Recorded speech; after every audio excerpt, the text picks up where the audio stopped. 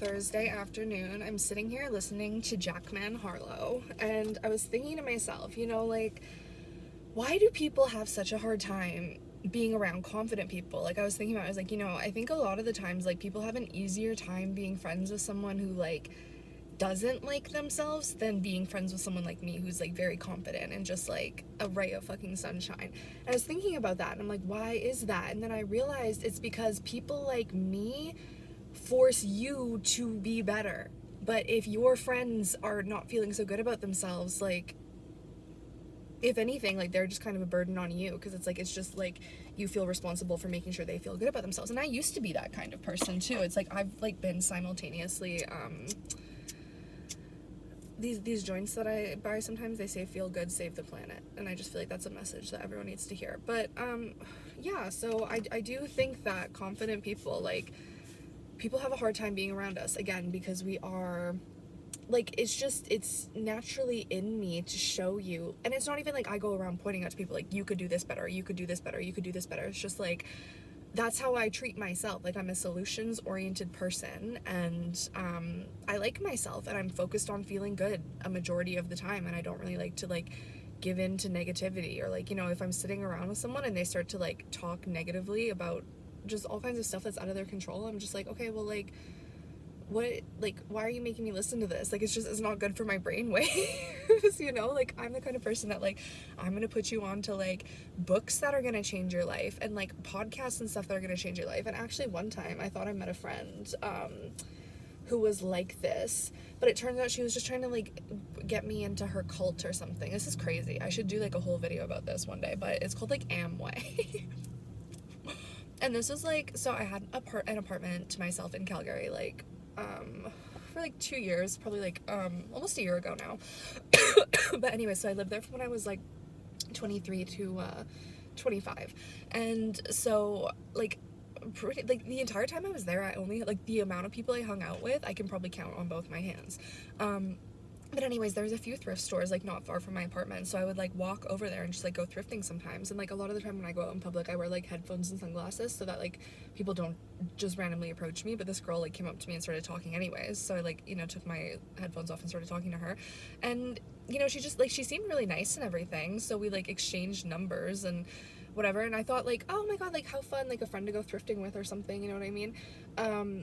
And no, she basically, like, we hung out a few times, but it was like she was trying to, like, initially it was like she would ask me a lot of questions about myself, and, like, when we were texting, she'd be like, oh my god, like, I'm reading this book, like, you should really buy it.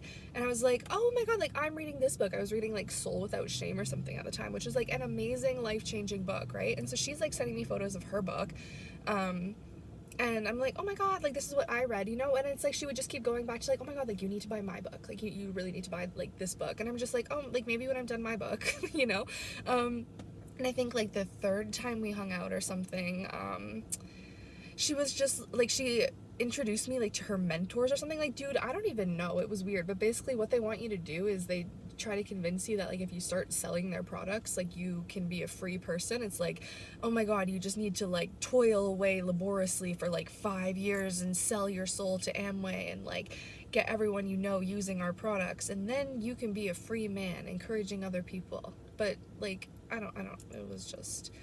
And it's so funny, too, because I remember, like, I didn't really tell my parents I'd met this girl at first. Like, I just hung out with her a few times. And then I asked them one day, I was like, do you know what Amway is? And they burst out laughing, because I guess this has been around for, like, ever. It's, like, the original pyramid scheme. I'm like, damn, that's fucking crazy. And so anyways, like, they were trying to get me to go to, like, Idaho or something, like, for a weekend, and oh god, I don't know, but, like, I did go to, like, one meeting or whatever, like, with her mentor, and then we had, like, another call, and then, I don't know, her mentor was just, like, saying some kinds of, like, things, like, she's very much, like, a Karen type woman, and I was just like, I don't fuck with this, and then, she asked me, she's like, oh, like, would you be free to, like, meet us again, like, on this day? And I, like, couldn't do it. And, like, I had said no twice, but she kept asking. And for me, at that point, like, I'm like, if you can't hear my no, like, I can't have any sort of relationship with you. Like, that's literally a non-negotiable for me. You have to be able to hear when I say no, and you need to be able to respect that. Like, no does not mean convince me. And then, so I just told her, like, hey, like, I don't this isn't for me, like, sorry, like, I'm looking for friends, like, not fucking, like, business associates, like, and then, she would, like, text me randomly, like, around holidays, I noticed. I think she did it on Thanksgiving, and I didn't text her, and then she texted me again a few months ago, and I was like, girl, please leave me alone. Like, I'm not, God, I don't know. Anyways, yeah, so that was a really weird period of my life, and I was like, damn, like, so the only people that I know that are like me are people that, like, one of the books that she encouraged me to read was like how to make friends and influence people, and I'm like, if you need to read a book to know how to influence people, like, maybe you shouldn't be in the, because I think influencers is just like leading by action, like following your intuition. Like, that's what Jesus was, the original influencer, and I live, or I try to live, in a very Christ-like way where it's just I influence people through my actions, through changing my own life, through transforming myself. You know, it's like I have that Pisces Venus, I have that Christ-like heart, but I also have the benefit of a Scorpio stellium. So it's like transformation is like, let's just talk about my birth chart for a second. I'm a Scorpio moon, Scorpio Mars, and I have Pisces, Venus, and Jupiter in the 8th house. I'm also a Scorpio Lilith. And it has been my experience that, like, when I go through a deeply spiritual, like, thing, like, when I allow myself to be transformed and I surrender to the process, like, God transforms my physical vessel. Like, I don't weigh myself because knowing exactly what I weigh is, like, not good for my mental health, but, like, just from, like, looking at myself, I can, like, you know, roughly estimate, and, like, you know, like, how your clothes fit and whatever, like, I can pretty much tell, like, you know, what size I am. And it was when I did not even consider God to be, like, a real fucking thing that, like, could have influence over my life, that, like, I was in the worst shape of my life and just very unhealthy, getting sick all of the time. Whereas now it's just like I am a channel of the divine, and, like, I don't get, like, the worst pains I experience now is like from the cyst on my ovary, and then just like things in the sacral chakra. But like I had bronchitis for a year once. I had pneumonia like so many times. Oh my god, I used to just keep getting like respiratory illnesses all the time. I was always sick. I always felt unwell. I did not feel good about myself. I didn't feel good in my physical body, and now I just like, I rarely don't feel good. Like, actually lately I've been having really bad heartburn, but I'm like, oh, it's probably just like because I like to eat before bed, so I should just like chill out on that. You know what I mean? But it's just like, I used to spend so much time not feeling empowered in my physical vessel. Like, it's like when you don't feel good about yourself, it just naturally feels like the world is against you. But like, even when I didn't look the way I look now, like, I still had to transform my energy, right? And I still had to know, like, okay, even if like I don't look the way I want to look, I'm still worthy of like all the things that I desire, right? And then as I came to know that, it was like my outsides started to match my insides, and now I'm a very beautiful person, inside and out. And that's not even on some cocky shit. Like, it's just like, I bring beauty to spaces. Everywhere I go, I try to bring beauty, even if it's just like through me existing there, you know? Like, I'm nice to look at, and that's nice. I do want to talk about more things, so let me pause this and collect my thoughts, because I wasn't expecting on sharing any of that with you, but I do think it's important that I talk about all of that. But I have a book that I want to talk about that I bought in Vancouver a long time ago called The Desire Map. So give me a few minutes and I'll be back and we can talk about it. We just hotboxed the Kia a little bit, but anyways, okay, so The Desire Map. This, I haven't even finished this book. Like, you can see how much of this I read. I bought it like years ago and then put it on my shelf. But just the basic principles of this were enough for me to really change the way I think about manifestation. So, basically, like, I think a really big problem is that average Joe looks at you know, someone who is successful, who has millions of dollars, millions of Instagram followers, whatever is success to you, whatever. They look at that person, and the traditional lifestyle of someone like that is, you know, it's like they're surrounded by beautiful women, they have a big fancy house, you know, it's just like they have all these like external things, right? And so that makes a person look really secure, right? Like, if you have like beautiful women fawning over you, and you have like a big fancy house, and you have like nice clothes and a nice car, like, security, maybe confidence, right? And but so they think that in order to attain those feelings that the person up here has, they need to have the exact same material surroundings. But at the end of the day, it's like, no, maybe that person completely lacks confidence internally. They do not have that, And that is why they need to keep themselves surrounded by all of those things. But you yourself, you can become confident without attaining anything else. Like, if you are of the right energy and you believe in yourself, you can attain confidence, and that is how you manifest the things that like are going to bring more confidence into your life, right? But it's entirely possible that that person you're trying to base your life on has no confidence and has just surrounded themselves with those things, again, to create the illusion of confidence. Let's think about that. So the principle of the desire map is that it's like you have to manifest based on the feelings you are trying to create in your life. So if you want more love in your life, like so for example, maybe let's talk about me. This is something that kind of was just shown to me a little bit. So, and when I say shown to me, like, I mean, this literally just popped in my head, so I don't know how I'm going to formulate these words right now. But like, I love love, right? I'm lots of Scorpio, lots of Pisces, and I'm a Leo rising. So like love, also love attention. So to me, like, if for a really long time, like the illusion of love was attention. I was like, oh, if I seem as though I have lots of people like vying, you know, for my love, like that's gonna make me feel good about myself. Like I was like simulating the feeling of love, right? And like, so I was just chasing my tail in circles trying to do that. Like literally I remember being like 19 years old and being like, I think I had 2 fucking jobs and was going to school full time, and I was like, let me schedule time in my day to make sure I have time to answer all my fucking dating app messages so that like I don't miss the potential love of my life, you know? Like I was so stressed about shit like that. Whereas now I'm like, okay, if I want to attract love to me, like I need to be able to receive that, and I don't want to go out looking for the kinds of love that like are not going to be aligned with me, you know? Like the kind of love I want is the kind that like, it's like a provider man, you know, like a protector. Like King Henry, one time he told me, he's like, you know, I wanted to be a cop. And I hate cops. And so, but to me, I'm like, you could be, like, I want you to serve and protect me. So, like, serve and protect me. Yes, please. Like, that's what I want. I want someone to serve and protect me. And I also, like, I want to serve and protect them spiritually. And, like, physically in any way that I can. But, like, you know, that's what the men do.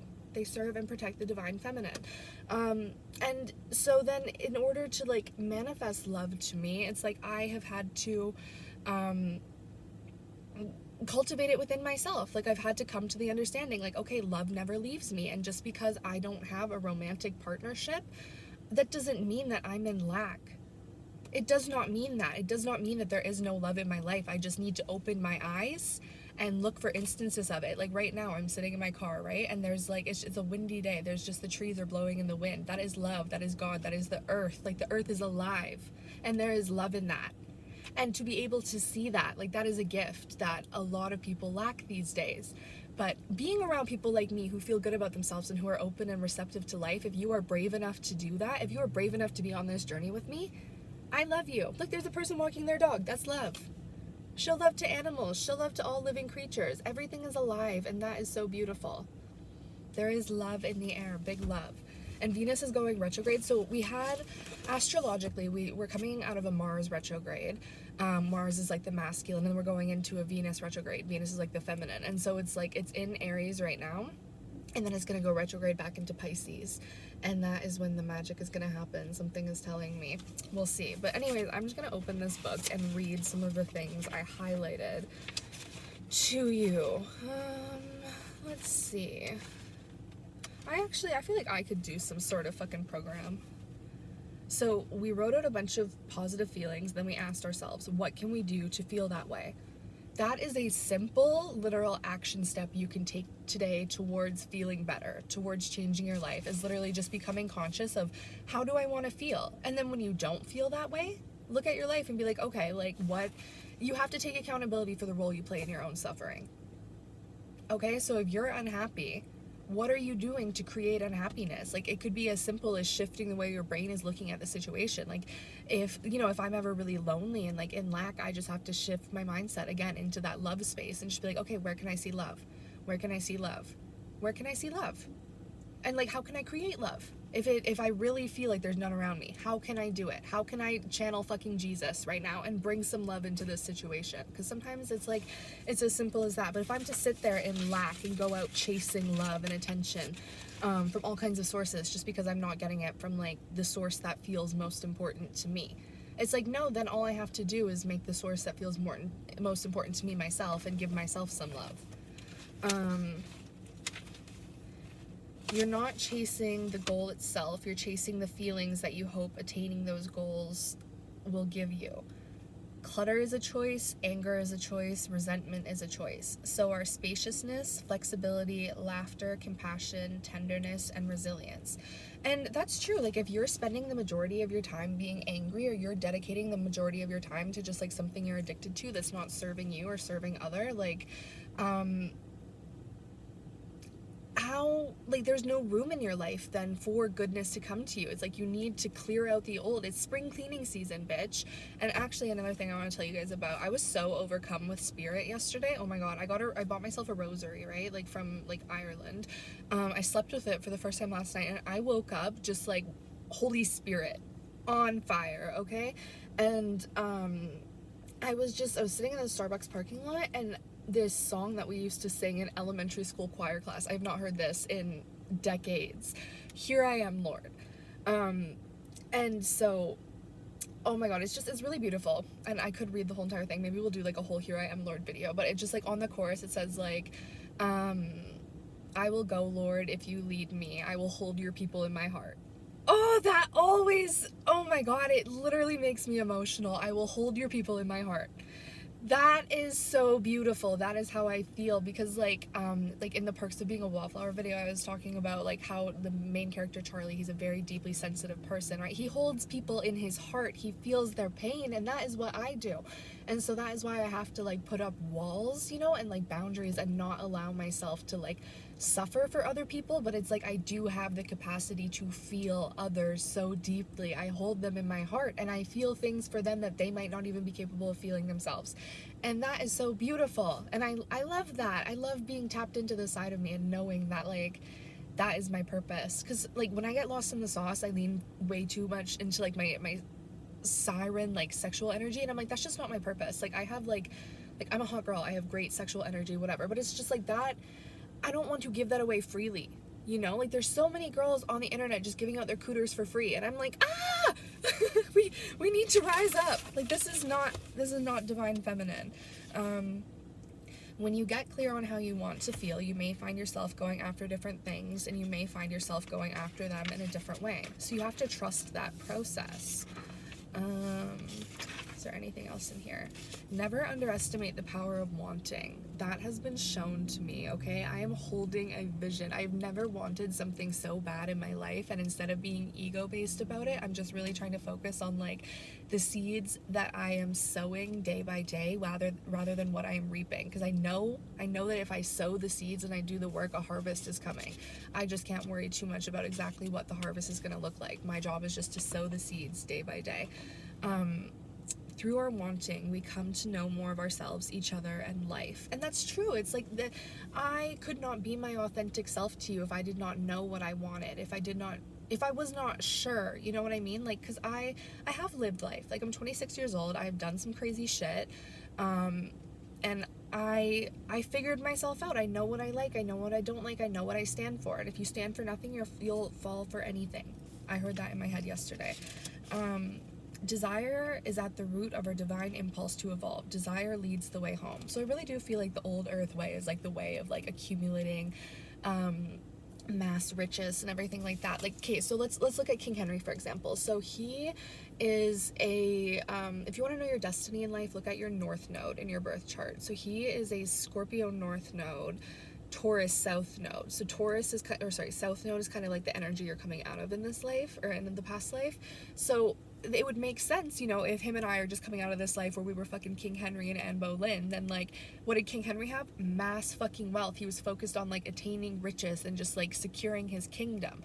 Whereas in this life with a Scorpio north node, it's like, okay, like you are coming out of like a need to like attain wealth and like moving into, it's like how you are going to fulfill your purpose in this life is like through spiritual transformation, which makes me like literally the perfect partner for him, because who, if not who, then me? No, I said that wrong. If not me, then who? If not me, then who? Because I am the queen of transformation. I'm an oracle of God, okay? And yeah. So then me, on the other hand, I am an Aquarius South Node, Leo North Node. So in my past life, I was fucking people over. I was doing all kinds of like selfish shit. And Bolin. And then so in this life, it's kind of like my destiny to like shine my light brightly and like not be not afraid. Just be great. And his midheaven is Leo, and my midheaven is Taurus. And yeah, there's just, our birth charts are like, they're good. I've never seen anything quite like it. And I miss him so much, and I keep seeing signs that like he's very close. Want it with all your heart, but don't get attached to getting it. That's tricky, okay? It's like you have to, attachment is the root of all suffering. So yeah, just like be very zen, like be free, because attachment is like, that's what puts you in lack. It's like, oh, this thing isn't with me right now, so that means I must not have it. But like, if you can just know, if you can tap into that divine faith that like, this thing never leaves me, it is always with me, even if I cannot see it, I feel it, I feel it, I feel it, it is there. That is faith. I'm getting very preachy today. When you cease to desire, you cease to evolve. Behind every desire, there is a feeling, and that feeling will lead you to your soul. Oh, how do you want to feel? This is like a whole bunch of feelings. And I actually went through here and highlighted. And remember, I bought this years ago, and it's funny because I actually feel like I feel a lot of these ways now. Inspired, secure, alive, fulfilled, energized, like I matter, delighted with life, energized, full of life and full of energy, magical, at peace, turned on, energized, delighted, like an orgasm. Yes. Bold, connected, safe, loved, happy, secure, limitless, fearless, shiny, free, empowered, expansive, abundant, valuable, vibrant, sexy, strong, luxurious, unstoppable, fully expressed, vibrant, energetic, inspired, fearless, easy like Sunday morning, elated, in my flow, peaceful, beaming love, abundant. I want to feel generous, authentic, like a bright blessing, awake, lit up, juicy. There's so many good words on here, you know, and when I was highlighting these, I did not feel any of them, and now these feelings never leave me. They never leave me. You see how the sun is shining on me right now as I was saying all of these things? Like there's something about God here. I want to feel led by God. There is nothing, no feeling anywhere, anytime that compares to that feeling. I'm gonna cry. That is so true. The magnetics of feelings. Your experience is true for you. Awareness is realizing that our life could always be better. Growth is doing what it takes to make it better. When we want to feel courageous more than we want to check accomplishments off our list. When we want to feel more than we want to please other people. When we want to feel free more. When we want to feel good more than we want to look good. Then we've got our priorities in order, divine priorities, the kind that will steer you to the life you long for most deeply. We go for the external win at the cost of our internal wellness, and that's because we don't value inner attunement as much as we value outer attainment. A new earth is about holistic wellness. Like you will not be able to hold on to attach to your external material objects if you are not whole within. If you are not doing the work within, your material world will start to slip away. You need to be able to do the work inside. You are like a magnet. You need to take care of your energy. Energy is currency in a new earth. The Dalai Lama, weird motherfucker, but he said the point of life is happiness. The point of life is not suffering. So why do you suffer as if you will be rewarded for it? There's some sort of quote like that.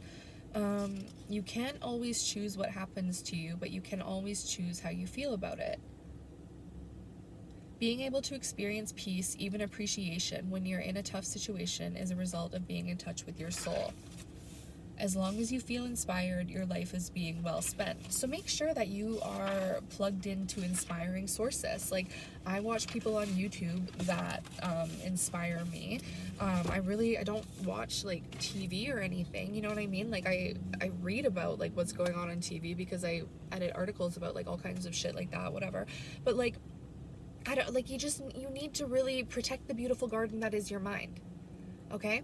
That is your mission. This is my Pisces new moon video, by the way. I didn't even say that, but there's a Pisces new moon, and there's a lot of Piscean energy, and I feel like it's either making people turn into, I think I wrote this on Tumblr, it's like, you know, you can either drink your spirits or you can be the Holy Spirit. You can channel him through. So it's up to you, really. I'm having fun over here doing the Holy Spirit thing, though. So thanks for hanging out, guys. Bye.